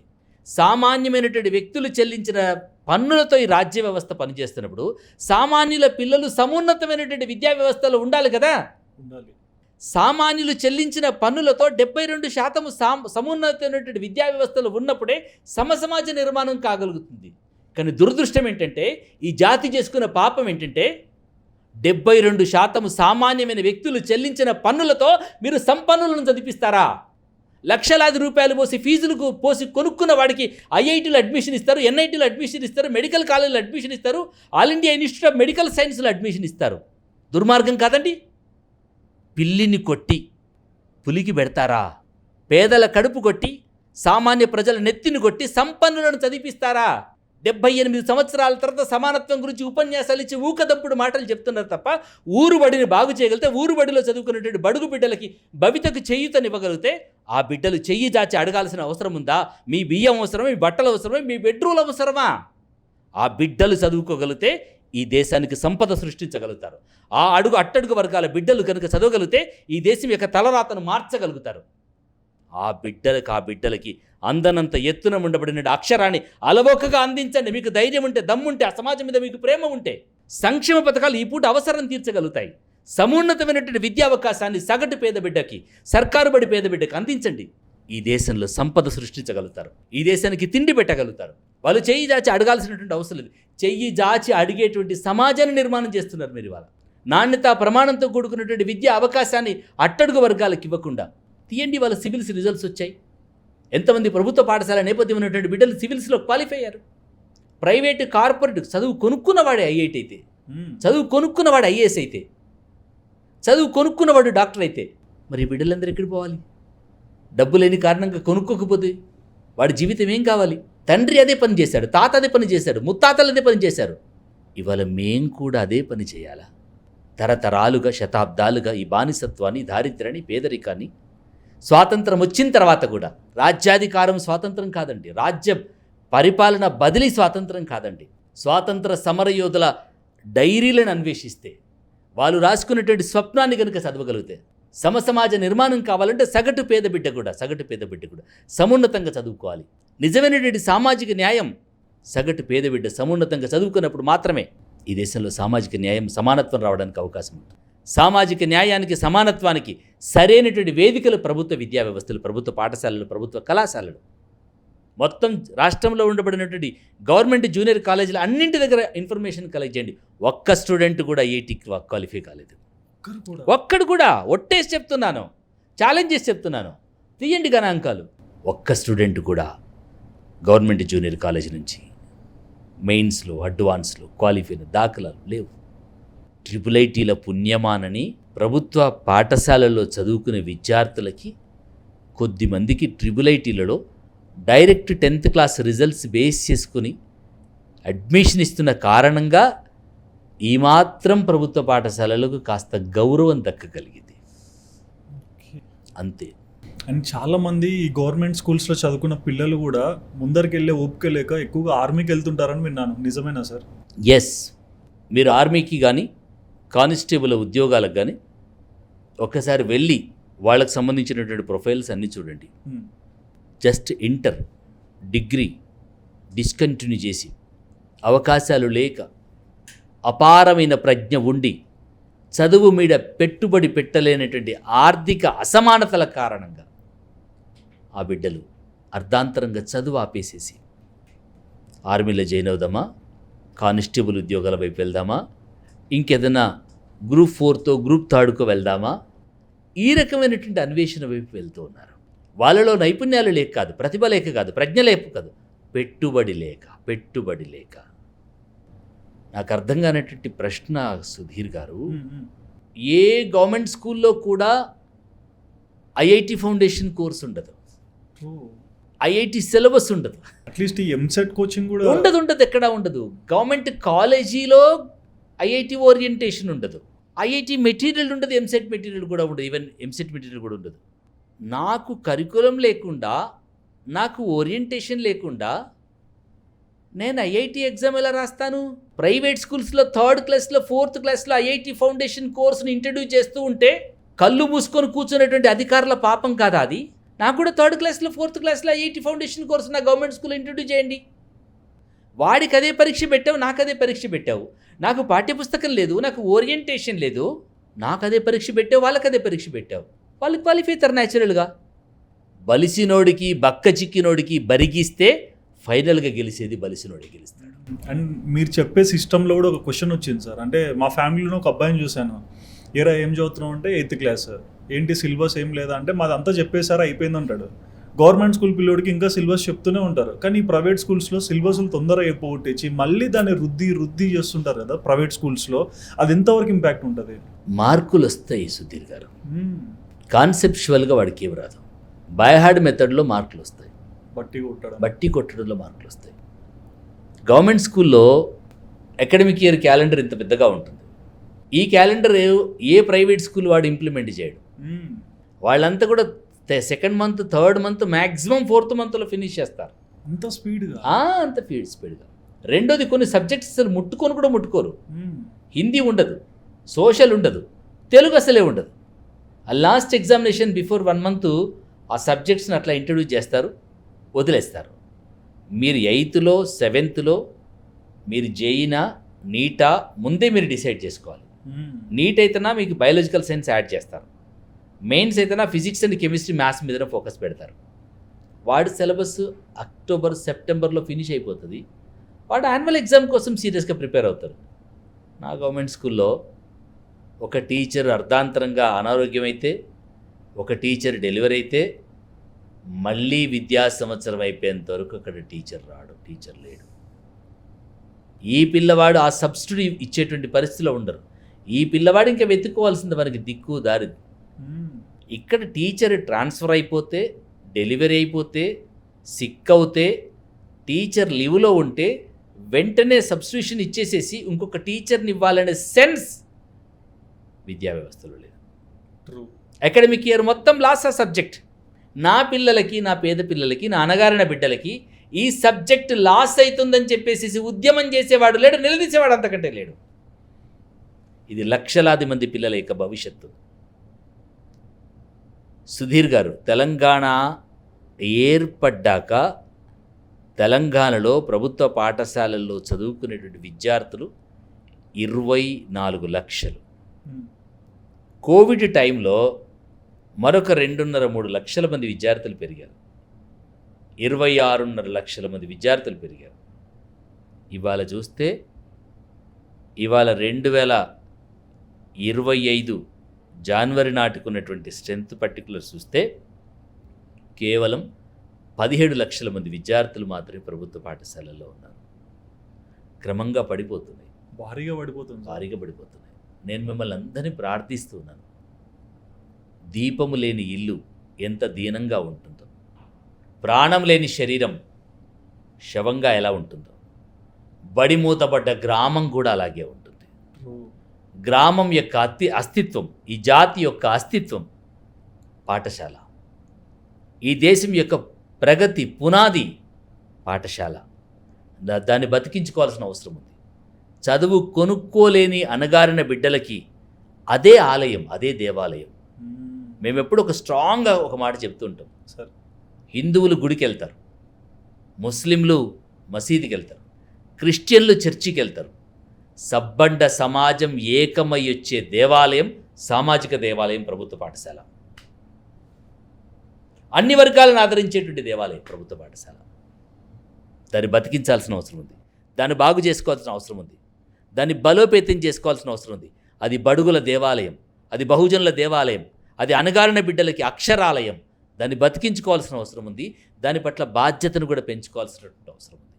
నిజంగా అంటే ఒకప్పుడు గురుకులాలు ఉండి ఎన్నో మాటలు చెప్పి ఎంతోమందిని ఉన్నతమైన పొజిషన్కి తెచ్చేవాళ్ళు, కానీ గురుకులాలే అడ్రస్ లేవు కదా సార్. అంటే ఇందులో పాలసీ మేకర్సు, బ్యూరోక్రాట్స్ చేసినటువంటి మిస్టేక్ కంటే కూడా నేను ఫీల్డ్లో గమనించినటువంటి ఇంకొక భయంకరమైన సత్యం ఏంటంటే, చాలామంది ఇంటలెక్చువల్స్ గ్రామాల నుంచి వచ్చారు, ఆ వీకర్ సెక్షన్స్ నుంచి వచ్చారు, ఆ బడుల నుంచి వచ్చారు. కానీ దుర్మార్గం ఏంటంటే, అమెరికాలో ఉన్నటువంటి ఏ యూనివర్సిటీలో చూసినా లక్షల డాలర్స్ కార్పస్ ఫండ్ ఉంటుంది, అటానమస్ బాడీస్ ఉంటాయి అక్కడ. కానీ దురదృష్టం ఇండియాలో అది ఉస్మానియా విశ్వవిద్యాలయం నుంచి మొదలుకుంటే ఊరుబడి వరకు కూడా ఎదిగినవాడెదిగినట్టుగా, నా స్టేట్మెంట్ ఇది, ఎదిగినవాడెదిగినట్టుగా ఎవడికి అందనంత దూరానికి వెళ్ళిపోయి తన ఎదుగుదలకు కారణమైన మూలాన్ని మరిచిపోయిన పాపమే ఈ సమాజం యొక్క పేదరికానికి కారణం. ఆ తండా నుంచి టీచర్ వస్తాడు, ఆ తండా నుంచి డాక్టర్ వస్తాడు, ఆ తండా నుంచి ఇంజనీర్ వస్తాడు. ఆ అట్టడుగు గ్రామాల నుంచి అత్యున్నతమైనటువంటి పొజిషన్లో ఉండబడినటువంటి వాళ్ళు వందలాది మంది ఉన్నారు. తిరిగి ఆ బడికి చేయూతనివ్వకపోతే, తిరిగి ఆ గ్రామానికి చేయూతనివ్వకపోతే, తిరిగి ఆ సమాజం యొక్క భుజం మీద భుజం తట్టి నేను ఉన్నాను రా అని చెప్పేసి ధైర్యం ఇచ్చేటువంటి మానవత్వం లేకపోతే, నువ్వు ఎదగడానికి సమాజం ఎంతో తోడ్పడింది. నువ్వు ఎదిగిన తర్వాత ఈ సమాజానికి తోడ్పడకపోతే నీ జీవితానికి అర్థమే ఉంది. బాధ్యత మరిచిపోయినటువంటి బుద్ధిజీవుల పాపమే, నీ మూలాలను మరిచిపోయిన మేధావుల పాపమే ఈరోజు పేదరికం యొక్క శోకానికి కారణం. ఇంకో ప్రశ్న సార్, బేసిక్గా ఈ రోజులలో చాలా మందిని చూస్తుంటాం, చదువుకోకుంటే ఏమి, నేను ఎన్నో రకాలుగా బాగుపడతానని ఒక నమ్మకం చాలామంది క్రియేట్ అవుతుంది. బట్ బేసిక్గా ఎంతోమంది తల్లిదండ్రులు కూడా పిల్లలు చదువుకోకున్నా ఎక్కువగా శ్రద్ధ పెట్టట్లేదు. మ్యాక్సిమం పెట్టేవాళ్ళు ఉండొచ్చు, కానీ చదువుకోకున్నా ఏం కాదులే, ఏదో ఒకటి చేసి బ్రతకొచ్చు అనే నమ్మకాన్ని క్రియేట్ చేశారు. మీ ప్రకారము పేరెంటింగ్ ఎడ్యుకేషన్ విషయంలో ఎలా ఉంటే పిల్లలు బాగుపడతారు? సుధీర్ గారు, ప్రపంచాన్ని జరుగుతున్న పరిణామాలని అంచనా వేయాలంటే కనీసం గ్రాడ్యుయేషన్ ఉండాలి. ఈ ప్రపంచంలో వచ్చేటువంటి పరిణామాలను అంచనా వేసి ఈ పరిణామాలకు అనుగుణంగా నాలో ఉండబడినటువంటి నైపుణ్యాలను పెంచుకోగలిగిన సామర్థ్యాలను అందిపుచ్చుకోగలిగితే ఈ ప్రపంచం మనల్ని యాక్సెప్ట్ చేస్తుంది. ఈ పరిణామాన్ని అంచనా వేయకపోతే, ప్రపంచానికి అవసరమైనటువంటి నైపుణ్యాలను అందిపుచ్చుకోకపోతే ఈ ప్రపంచం ఆడుకుంటుంది, వాడుకుంటుంది, అడ్డా మీద కూలీగా నేను నిలబెడుతూ ఉంటుంది. కనుక తల్లిదండ్రులకు నా ప్రార్థన, కనీసం గ్రాడ్యుయేషన్ వరకు మీ పిల్లల్ని చదివించండి. ఈ సమాజాన్ని, మారుతున్న మానవ పరిణామాలని, పరిస్థితులని అంచనా వేయగలిగినటువంటి సామర్థ్యం రావాలంటే కనీసం వాడు గ్రాడ్యుయేషన్ వరకు రావాలి. వాడు చదవాలి, తనను తాను అర్థం చేసుకోగలదు, తన చుట్టూ ఉండబడినటువంటి సామాజిక స్థితిగతులను అర్థం చేసుకోవాలి. దానికి అనుగుణంగా వాటిలో ఉండబడినటువంటి నిద్రాణమైనటువంటి అనేక నైపుణ్యాలని మార్చుకోవడమో, పెంచుకోవడమో, తీర్చిదిద్దుకోవడమో, నేర్చుకోవడానికి అవకాశం కలగాలంటే వాడికి పరిణతి రావాలి. ఆ పరిణతి వచ్చేంత వరకు వాడిని చదివించాలి. ఇందులోనే చూస్తే సార్, చాలామంది అంటే ఇంక్లూడింగ్ నాతో కూడా కలుపుకొని చెప్తున్నా, మనం చదివింది ఒకటి, చేసే ఉద్యోగం ఒకటి. ఇది చాలామంది మన దేశంలో ఫేస్ చేస్తున్నారు. చదివిన దానికి ఉద్యోగాలు ఎందుకు దొరకట్లేదు? అసలు మీలో ఏముందో, మీలో ఉన్న తృష్ణ ఏంటో, ఆ తృష్ణని, ఆ కళని, ఆ నైపుణ్యాన్ని ప్రాపర్గా ఎలివేట్ చేసి ఆ నైపుణ్యానికి పదను పెట్టాల్సింది పాఠశాల. అందరికీ ఒకే రకమైనటువంటి బోధనా పద్ధతి, అందరికీ ఒకే రకమైనటువంటి సిస్టమ్ పెట్టాం మనం. ఏనుగుకి అదే పరీక్ష ఉంటుంది, పాముకి అదే పరీక్ష ఉంటుంది, పక్షికి అదే పరీక్ష ఉంటే కొద్దిమంది సక్సెస్ అవుతారు, కొద్దిమంది సక్సెస్ కాలేకపోతారు. మీరు చదువుకున్నది ఒకటి, ఉద్యోగం మరొకటి అయిపోతున్నది. అవును. మీలో ఉన్నటువంటి నైపుణ్యానికి అనుగుణమైనటువంటి చదువును ఎంచుకునే అవకాశాన్ని మీరు కల్పించుకోగలిగితే, ఆ రంగంలో మీ ప్రతిభ, ఆ రంగంలో మీ ప్రజ్ఞతో మీరు మరింత గొప్పగా రాణించగలుగుతారు. సెన్సిటివ్ క్వశ్చన్ సార్, రిజర్వేషన్స్ మన ఎడ్యుకేషన్ సిస్టమ్కి ప్లస్సా మైనసా? ఒక రకంగా మైనస్, ఇంకొక రకంగా అది ప్లస్. ఓకే. ఎందుకు మైనస్ అంటున్నానంటే, ప్రమాణాలు కలిగినటువంటి వ్యక్తులు సిస్టంలో ఉండాల్సినటువంటి అవసరం ఉంది. నైపుణ్యాలు, సామర్థ్యాలు కలిగినటువంటి వ్యక్తులు సిస్టంలో ఉండగలిగితే మరింత సామర్థ్యాలతో కూడుకున్నటువంటి విద్యా వ్యవస్థను నిర్మాణం చేయడానికి అవకాశం ఉంటుంది. అందుకని నేను అంటున్నాను, 50% గవర్నమెంట్ స్కూల్స్లో వెయిటేజ్ ఇవ్వగలిగితే సబ్బండ సమాజం అంతా కూడా ప్రభుత్వ పాఠశాలకు వస్తుంది. ప్రభుత్వ పాఠశాలకు వచ్చిన కారణంగా వాళ్ళు ప్రశ్నించగలుగుతారు. అప్పుడు ఇంకేం అక్కర్లేదు సుధీర్ గారు, ఏ రిజర్వేషన్స్ అక్కర్లేదు సుధీర్ గారు. ఒకటి ఒప్పుకోలేని ఫ్యాక్ట్ సార్, జనాలకు కూడా చెప్పాలి. పల్లెటూరులో ఒక మాట ఉంటుంది సుధీర్ సార్, పంతులు పిల్లవాడి పక్కన కూర్చొని చదువుకుంటే ఒక అక్షరం ఎక్కువ వస్తుంది, పటేలు పిల్లవాడి పక్కన కూర్చొని భోజనం చేస్తే ఒక మాంసపు ముక్క ఎక్కువ వస్తుందట. వీడి కారణంగా వాడికి చదువు వస్తుంది, వాడి కారణంగా వీడికి అన్నం దొరుకుతూ ఉంటుంది. సబ్బండ సమాజం అంతా ఏకమై ప్రభుత్వ పాఠశాలల్లో ఉన్నప్పుడు ఈ గందరగోళాలు అవసరం లేదు సార్. అందరు పిల్లలు ప్రమాణాలతో చదువుకోగలుగుతారు, అందరూ నైపుణ్యాలు సాధించగలుగుతారు, అందరు అవకాశాలు అందిపుచ్చుకోగలుగుతారు. దేశంలో ఉంటే ఉన్నాయి, లేకపోతే ఖండాంతరాలకు వెళ్తారు. ఆస్ట్రేలియా ఖాళీగా ఉంది, కెనడా ఖాళీగా ఉంది, ఆఫ్రికా ఖాళీగా ఉంది. ఈ విశాలమైనటువంటి భూభాగంలో అనేక వందల వేల లక్షల అవకాశాలు ఉన్నాయి. అర్హత సాధించగలిగితే, నైపుణ్యాలను సాధించగలిగితే ప్రపంచవ్యాప్తంగా మన బిడ్డలు వెళ్ళగలుగుతారు. అండ్ ఒక క్వశ్చన్ సార్, అంటే లైక్ బేసిక్గా ఇది ఫ్యాక్టే సార్, చాలామంది ఒప్పుకోరు.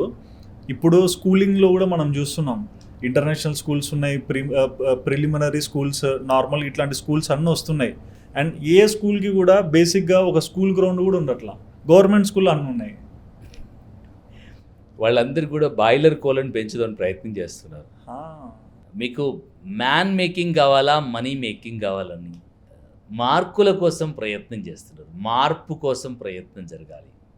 మార్పు తీసుకురాగలది, శారీరకంగా, మానసికంగా దృఢతరం చేయగలిగిన వ్యవస్థ కేవలం ప్రభుత్వ పాఠశాలలో ఉంటుంది. పిల్లలు ఆడాలి, పాడాలి, ఓడాలి, గెలవాలి. ఓటమి యొక్క బాధ ఏంటో వారికి అర్థం కావాలి, గెలుపు యొక్క అనుభూతి ఏంటో వారికి అర్థమైనప్పుడు జీవితంలో ఎదురేటువంటి గెలుపు ఓటములు తట్టుకోగలుగుతాడు. ఇప్పుడు చాలా అంచనాలు వేస్తున్నారు. ప్రభుత్వం ఐఐటీలో సూసైడ్ చేసుకుంటున్నారు, ఎన్ఐటీలో సూసైడ్ చేసుకుంటున్నారు. తీయండి వాళ్ళ ప్రొఫైల్, తీయండి వాళ్ళ డేటా, తీయండి. వాళ్ళు సూసైడ్ చేసుకున్న వాళ్ళు గవర్నమెంట్ స్కూల్ పిల్లలా, ప్రైవేట్ స్కూల్ పిల్లలా? ప్రైవేట్ పాఠశాల నేపథ్యం బట్టి పట్టినటువంటి పిల్లలు, భారంగా బతికిడిచినటువంటి పిల్లలు. గవర్నమెంట్ స్కూల్లో ఆటలు ఉంటాయి, పాటలు ఉంటాయి, విశాలమైన ప్రాంగణాలు ఉంటాయి, ఆహ్లాదకరమైనటువంటి వాతావరణం ఉంటుంది. అక్కడ లోపించిన జవాబుదారితనం, అక్కడ లోపించిన పర్యవేక్షణ, కొంచెం ప్రమాణాలు పెంచగలిగితే ఈ బిడ్డలు కూడా ప్రపంచ శ్రేణికి తగిన బిడ్డలు రాణించగలుగుతారు. అండ్ చాలా మంది చెప్తుంటారు సార్, ఎక్కువగా ఎడ్యుకేషన్ సిస్టమ్ ఇంప్రూవ్ అవ్వాలంటే peer learning is most important thing then teacher learning అంటారు. దీనికి మీరు ఏమంటారు? దీంట్లో ఒక 20 సంవత్సరాల ప్రయాణం నా పరిశోధన ఉంది సుధీర్. మారినటువంటి పరిస్థితుల్లో నేను అందరి టీచర్స్కి, అందరి అకాడమిషియన్స్కి నేను అప్పీల్ చేస్తున్నాను. మీరు నేర్చుకున్నట్టుగా క్లాస్ రూమ్లో గంటలుగా ఈరోజు పిల్లల్ని కూర్చోబెట్టి మీ భయానికి పాఠాలు వింటున్న వాళ్ళు ఉన్నారు, కానీ ఆహ్లాదంగా నేర్చుకుంటున్నామనేటువంటి అనుభూతితో వింటున్నామనేటువంటి వాళ్ళు లేరు. వాళ్ళ పిల్లలు టీచర్ కంటే చాలా అడ్వాన్స్ అయిపోయారు. సోషల్ మీడియా కారణంగానో, ఇంటర్నెట్ కారణంగానో, ఇంకోటి కారణంగానో ప్రతి పిల్లవాడు డివైస్ ఆపరేట్ చేస్తున్నాడు. ఇన్స్టా ఉంది, ఫేస్బుక్ ఉంది, వాట్సాప్ ఉంది. క్లాస్ కంటే ముందే అడ్వాన్స్ క్లాసెస్ విని పిల్లలు వెళ్తున్నారు.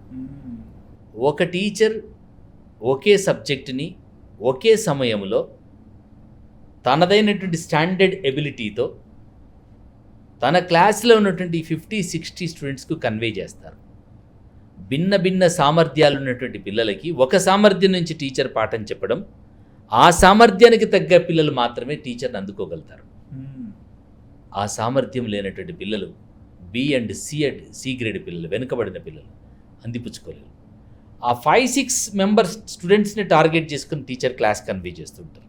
సి గ్రేడ్ పిల్లవాడికి, బి గ్రేడ్ పిల్లవాడికి టీచర్ తగ్గి వచ్చి చెప్తే బాగుంటుంది, ఆయన ఇంకొంచెం లోయర్ స్టాండర్డ్లో చెప్తే బాగుంటుందని చెప్పేసి చాలామంది విద్యావేత్తలు మాట్లాడుతూ ఉంటారు. మీరు ఎంత కిందికి దిగి వచ్చి చెప్పినా సి గ్రేడ్ పిల్లవాడిని మోటివేట్ చేద్దాం, సి గ్రేడ్ పిల్లవాడికి కంటెంట్ ఇద్దామని ట్రై చేస్తే ఏ గ్రేడ్ పిల్లవాడు చెప్పనివ్వడు.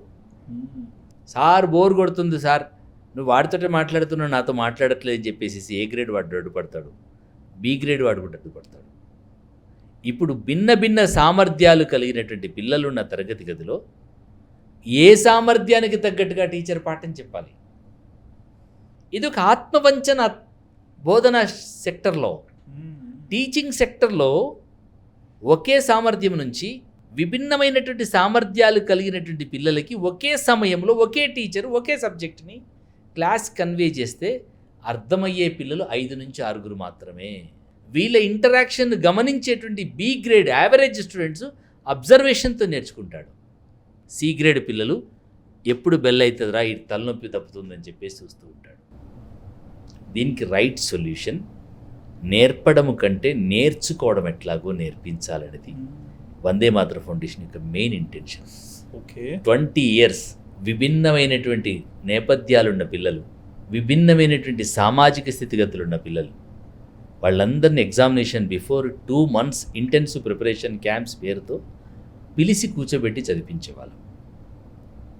అందులో కొంచెం బ్రైట్ స్టూడెంట్స్ని రెస్పాన్సిబిలిటీ ఇచ్చేసేసి ఒక్కొక్క లెసన్ని డీసెంట్రలైజ్ చేసేసి సబ్ టాపిక్స్గా డివైడ్ చేసేసి పిల్లలు తమంతట తాము నేర్చుకునేటువంటి ప్రయత్నం చేయగలిగినప్పుడు పిల్లలు బాగా నేర్చుకోగలుగుతారు. ఏ గ్రేడ్ వాడితో బి గ్రేడ్ పిల్లవాడికి, బి గ్రేడ్ పిల్లవాడితో ఏ గ్రేడ్ పిల్లవాడితో కొంత కంటెంట్ వాళ్ళ మధ్యలో అంతర్మథనం జరిగిన తర్వాత సబ్జెక్ట్ టీచర్ దాన్ని సమ్మరైజ్ చేయగలిగితే, ఫెసిలిటేట్ చేయగలిగితే పిల్లలు అద్భుతంగా అందుకోగలుగుతారు. క్లాస్లో మైండ్కి హ్యాండ్కి ప్రాపర్ వర్క్ ఇవ్వగలిగితే, గ్రూప్ డిస్కషన్స్ పెంచగలిగితే, మీరు చర్చించండి, మీ గ్రూప్ వైజ్గా దాన్ని ప్రజెంటేషన్ చేయండి, మీ గ్రూప్లో ప్రజెంటేషన్ చేసిన తర్వాత మిగతా గ్రూప్తో మీరు డిబేట్ అవ్వండి. డిబేట్ అయిన తర్వాత చాలా ఇంకొన్ని ప్రాబ్లమ్స్ కూడా సాల్వ్ అవుతాయి, ఇంకొన్ని కన్ఫ్యూజన్స్ కూడా క్లారిటీ ఉంటుంది. ఫైనల్గా ఎవరు సాల్వ్ చేయలేనటువంటి ప్రాబ్లమ్స్ ఏదైతే ఉన్నాయో, కన్ఫ్యూజన్స్ ఉన్నాయో, అది టీచర్ సమ్మరైజ్ చేయాలి. పాఠం చెప్పకూడదు. మీ తాతగారు మీ పూర్వకాలం 20 సంవత్సరాలు 30 సంవత్సరాల క్రితం మీ టీచర్లు మీకెట్లా చెప్పారో ఇప్పుడు కూడా మా పిల్లలకు మేము అట్లాగే చెప్తామనంటే, వాళ్ళు ధోతి కట్టుకున్నారు, మీరు ప్యాంట్ వేసుకున్నారు, వాళ్ళు కుండలో వండుకున్నారు, ఈరోజు మీరు కుక్కర్లో వండుకుంటున్నారు.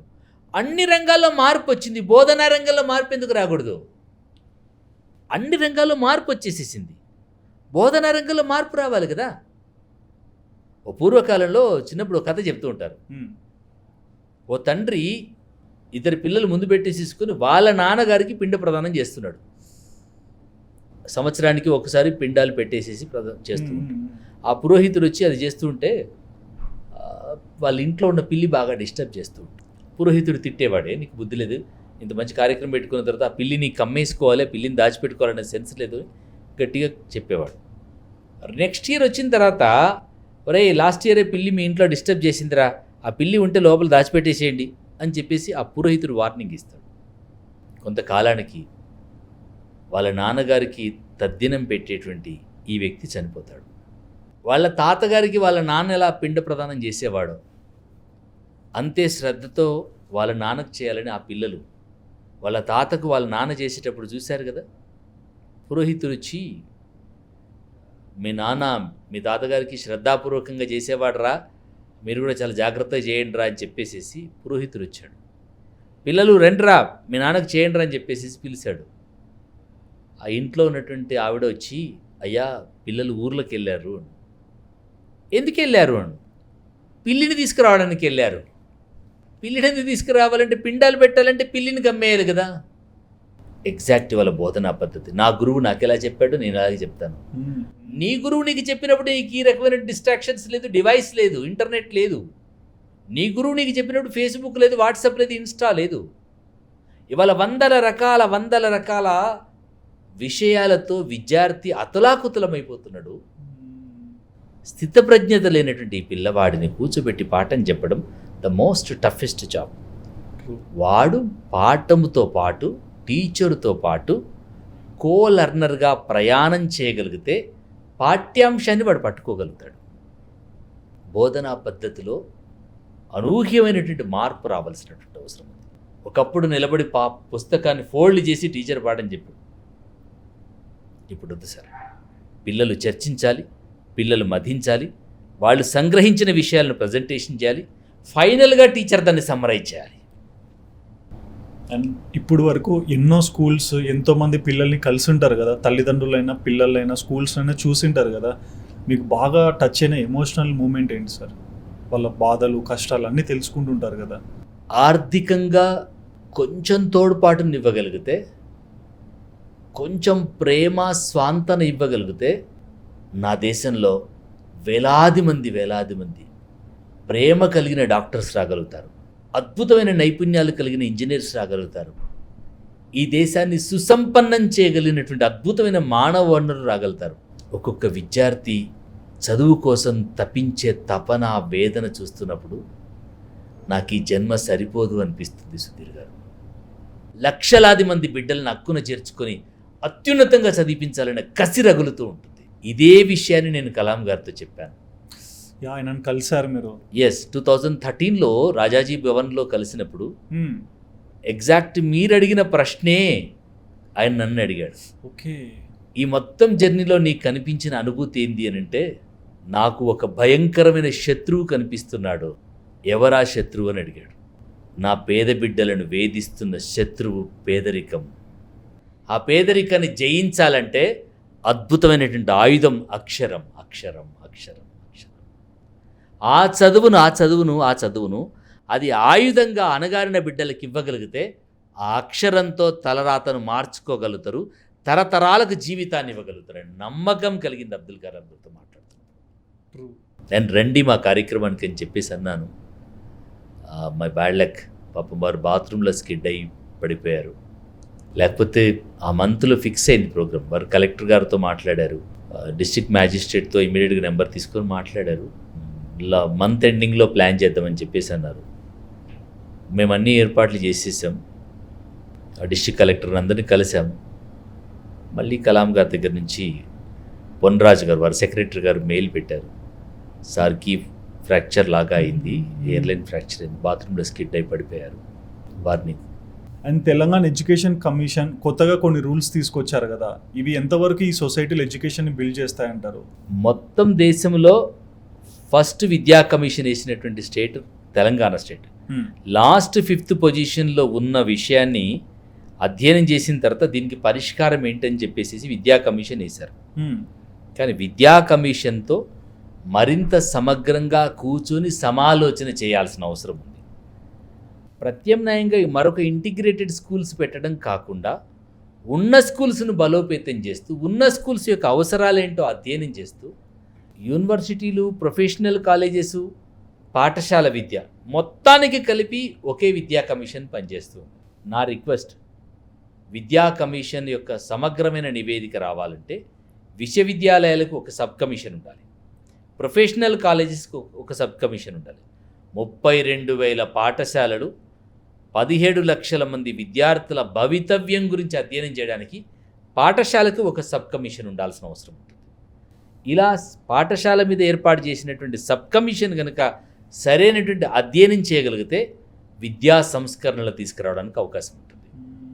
ఎంతోమంది వేదన విన్నారు. మరి మీ ఇన్నేళ్ళ జర్నీలో ఏదైనా పాజిటివ్ స్కూల్, మంచి గవర్నమెంట్ స్కూల్, మంచి లెక్చరర్ ఉండి బాగా ముందరికి స్టూడెంట్స్ని తీసుకెళ్లే వాళ్ళు కనిపించారా? చాలా ఎక్సలెంట్ స్కూల్స్ ఉన్నాయి సుధీర్. కొన్ని స్కూల్స్లో, గవర్నమెంట్ స్కూల్స్లో అడ్మిషన్కి మా పాఠశాలలో స్థలం లేదు అని చెప్పేసి మెయిన్ గేట్కి బోర్డు పెట్టినటువంటి పాఠశాలలు ఉన్నాయి. నెక్స్ట్ అకాడమిక్ ఇయర్ 2025 జూన్లో అడ్మిషన్స్ కోసం 14,000-1,500 అప్లికేషన్స్ వెయిటింగ్లో ఉన్నటువంటి పాఠశాలలు కూడా ఉన్నాయి. ఓకే. సిద్దిపేట ఇందిరానగర్ పాఠశాల ఉంటుంది, 1250 స్ట్రెంత్తో ఉంటుంది. వనస్థలిపురం పాఠశాల ఉంటుంది, సేమ్ థింగ్ 1500 పాఠశాల ఉంటుంది. బోయిన్పల్లి పాఠశాల ఉంటుంది, 3,000 మంది విద్యార్థులు ఉంటారు. అంబర్పేట పాఠశాల 2,500 మంది విద్యార్థులు ఉంటారు. ఎక్కడ నిబద్ధత, నిజాయితీ, అంకిత భావంతో కలిగినటువంటి అద్భుతమైనటువంటి ఉపాధ్యాయులు పనిచేస్తుంటారు. ఆ పాఠశాలలు చాలా ఎక్సలెంట్గా జరుగుతున్నాయి. అండ్ మీరు అన్నిట్లో ఆ పాఠశాలలో ఇంతమంది పిల్లలు ఉన్నారంటే అక్కడ ఉన్న టీచర్స్తో మాట్లాడింటారు మీరు? చాలా. ఏం చెప్తుంటారు? చెప్తున్నాను కదా, అదే అంకిత భావం కలిగినటువంటి ఉపాధ్యాయులు. ఒక రాజప్రభాకర్ రెడ్డి గారు, ఒక విజయభాస్కర్ గారు, ఒక గిరిధర్ గారు, ఒక శ్రీనివాస్ గారు, ఒక బుచ్చయ్య గారు, చాలా ఎక్స్ట్రాడినరీ టీచర్స్. ఒక శ్రీనివాస్ గారు, తిరుమలగిరి పాఠశాల ఉంటుంది, ఇంటికి 100 బడికి చందా అనేటువంటి నినాదంతో లక్షలాది రూపాయలు సేకరించారు. ఓకే.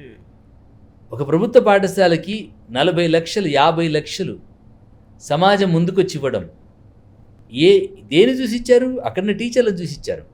కొద్దిమంది టీచర్స్ తన మంత్ శాలరీని పాఠశాల కోసం ఖర్చు పెట్టారు. కొద్దిమంది టీచర్స్ ఎవ్రీ మంత్ 15,000-20,000 పిల్లల కోసం, బడి అవసరాల కోసం ఖర్చు పెట్టినటువంటి టీచర్స్ ఉన్నారు. బడి కోసం, బడి బిడ్డల కోసం, మా బిడ్డల చదువులకి, మా ఇంటికి, మా అస్తిత్వానికి ఆధారమైనటువంటి బిడ్డలే మా పాలిట దేవుళ్ళు అనేటువంటి భావనతో పనిచేసేటువంటి ఉపాధ్యాయుల్ని నా ప్రయాణంలో వందలాది మందిని చూశాను. వాళ్ళ పుణ్యమే ఈరోజు బడులు బట్టకట్టగలుగుతున్నాయి, బతుకుతున్నాయంటే అట్లాంటి డెడికేషన్తో కూడుకున్నటువంటి టీచర్స్ పుణ్యమే. అండ్ ఓవరాల్గా ఈ ఎడ్యుకేషన్ సిస్టమ్ మీద ఇన్ని మాటలు చెప్పారు కదా, ఈ వీడియో చూస్తున్న చాలామంది పేరెంట్స్ ఉండొచ్చు, వాళ్ళకి ఏమైనా చెప్పాలనుకుంటున్నారా? నేను ఎప్పుడు ఒక మాట చెప్తాను సుధీర్ గారు, దయచేసి. 3 నెలలు కోతకొచ్చే పంట కోసము 36 షాప్స్ వెళ్ళి విత్తనం తెచ్చుకుంటారు. 3-4 గంటలకి వెళ్ళి పంపాన్ చేసి పంటకు నీళ్లు పెడతారు. పశువుల నుంచి, ప్రకృతి నుంచి కాపాడుకోవడం కోసము అహోరాత్రులు కష్టపడి 3 నెలల కోతకొచ్చే పంట కోసమే మీరు అంత ఆవేదనతో ఆరాటపడుతుంటారు. ఆఫ్టర్ ఆల్ 3 నెలల పంట కోసమే జీవితాన్ని పణంగా పెట్టి ప్రయత్నం చేస్తూ ఉంటారు. మీ బిడ్డలు మీ కడుపు పంట, మీ కలల పంట కంటికి రెప్పలా కాపాడుకోవాలి. నాణ్యతతో కూడుకున్న, ప్రమాణాలతో కూడుకున్న, ప్రపంచ శ్రేణికి తగ్గ విద్యా అవకాశాన్ని మీ బిడ్డలకు కల్పించగలగాలి. మీ బిడ్డలను కనుక అత్యున్నతంగా చదివించగలిగితే మీ తరతరాల నుంచి అనుభవించిన వేదనకి, శోకానికి పరిష్కారాన్ని ఇవ్వగలుగుతారు. మీ బిడ్డలను వదిలేస్తే ఈ సమాజంలో జరిగేటువంటి అనేక రకాల వ్యసనాలు, వ్యాకులతలు, వ్యామోహాలకు చిక్కిపోయి అద్భుతమైనటువంటి మీ పంట చీడపీడల పాలైపోతుంటుంది. ఇవాళ రోడ్ల మీద కనిపించేటువంటి ఆవార సమాజం అంతా కూడా, అకతాయిలందరూ కూడా ఆకాశం నుంచి ఊడిపడ్డ వాళ్ళు కాదు సుధీర్. ఒక అమ్మా నాన్నకు పుట్టినటువంటి బిడ్డలే. అఘాయిత్యాలు చేస్తున్న వాళ్ళు, అత్యాచారాలు చేస్తున్న వాళ్ళు, వ్యసనాలకు గురవుతున్నటువంటి యువతరం అంతా కూడా తల్లిదండ్రులకు, కుటుంబాల నుంచి వచ్చినటువంటి వాళ్ళే. ఆ తల్లిదండ్రుల యొక్క ఆలన పాలన లేని కారణంగా, ఆ తల్లిదండ్రుల యొక్క నియంత్రణ లేని కారణంగా, ఆ తల్లిదండ్రులకు పిల్లల్ని పెంచే నైపుణ్యం లేని కారణంగా ఆ పిల్లలు వాళ్ళ రోడ్ల మీద అక్కతాయిలుగా, జులాయిలుగా కనిపిస్తున్నారు. అత్యాచారాలకు బలైపోతున్నారు, అఘాయిత్యాలకు వ్యసనాలకు గురవుతున్నారు. మీ బిడ్డలు తమంతట తాము ఆలోచించుకునే విచక్షణ పెరిగేదాకా అత్యంత జాగ్రత్తగా పెంచుకోవాల్సిన బాధ్యత మీ మీద ఉంది. అనుక్షణం మీరు కష్టపడేది, మీరు బాధపడేది, మీరు శ్రమించేది మీ బిడ్డల కోసమే కదా. మీ బిడ్డలను అట్లా గాలికి వదిలేస్తే, మీ బిడ్డల్ని ఏదో చదివించాం, ఏదో బడికి పంపిస్తున్నాం, పుస్తకాలు ఇచ్చేసాం, ఫీజులు కట్టేశాము, లేదంటే వాళ్ళకి మంచి స్కూల్లో చేంజ్ చేసామని చెప్పేసి అంటే సాధ్యం కాదు. కేవలం టీచర్ పుస్తకంలో ఉన్న పాఠం మాత్రమే చెప్పగలుగుతాడు. జీవితాన్ని నేర్పాల్సింది తల్లిదండ్రులే, జీవితాన్ని ఇవ్వగలిసింది తల్లిదండ్రులే. ప్రపంచాన్ని అంచనా వేయగలిగి, పరిణామాలను అంచనా వేయగలిగి, తనకు తాను పరివర్తన తీసుకురావాల్సింది తల్లిదండ్రులు మాత్రమే. అలాంటి శ్రేష్టమైన తల్లిదండ్రులే శ్రేష్టమైనటువంటి బిడ్డలని జాతికి ఇవ్వగలుగుతారు. Thank you so much sir. Thank you education పట్ల థ్యాంక్ యూ చాలా సో మచ్. విషయాలు చెప్పినందుకు కూడా. సో చూస్తున్నారు కదండి, వందే మాత్రం ఫౌండర్ రవీందర్ గారు చెప్పిన మాటలు విన్నాక మీకు ఏమనిపించిందో మీ హానెస్ట్ ఒపీనియన్ తప్పకుండా కమెంట్ చేయండి. బట్ ఒక్క విషయం గుర్తుపెట్టుకోండి, money is not wealth, education is our wealth. ఇది గుర్తుపెట్టుకున్న రోజే మన సమాజం ముందరడుగు వేస్తుంది. మరి ఈ ఇంటర్వ్యూ చూసాక మీ హానెస్ట్ ఒపీనియన్ కమెంట్ చేయండి. And please do subscribe our channel Sudheer talks for more updates.